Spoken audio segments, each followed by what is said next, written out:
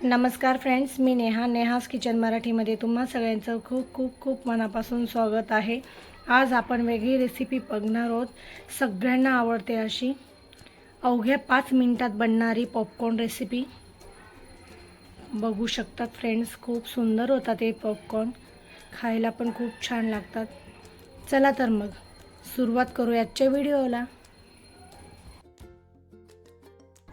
इथे पॉपकॉर्न बनवण्यासाठी मी हे मक्का घेतलेला आहे। हा पाहू शकतात, हा बाजारामध्ये पॉपकॉर्नचा मक्का वेगळा मिळतो। मी बाजारातूनच आणला आहे। हा पॉपकॉर्नचा मक्का घ्यायचा आहे आपल्याला। तेल घेतलं आहे, हळद आणि चवीनुसार मीठ घेतलेले आहे। इथे कढई ठेवून आपण कढई गरम करायला ठेवलेली आहे। कढई गरम झाल्यानंतरच आपल्याला तेल टाकायचं आहे, म्हणजे पॉपकॉर्न खूप छान होतात। तेल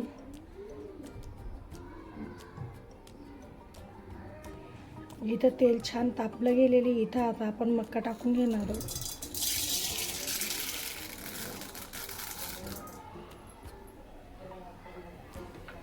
हा मक्का एखाद मिनिटभर असा परतून घ्यायचा आहे इथं आपल्याला। त्यानंतर हळद, चवीनुसार मीठ आणि मिक्स करून घेणार आहोत।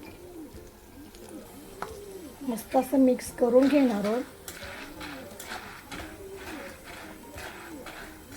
फ्रेंड्स। इथं हा मक्का छान फुटायला लागला आहे, पाहू शकतात। 2 मिनिटं आपल्याला झाकण ठेवून मंद आचेवरती छान फुटू द्यायचं याला। बघू शकतात आवाज कसा येतोय।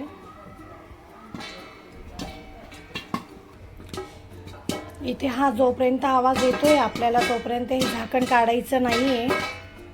आवाज पूर्ण शांत झाल्यावरच आपण हे झाकण काढून घेणार आहोत। जवळजवळ 2-1 मिनिटं लागतातच याला। इथं पूर्ण आवाज बंद झाला आहे। आता आपण हे ताट काढून घेणार आहोत।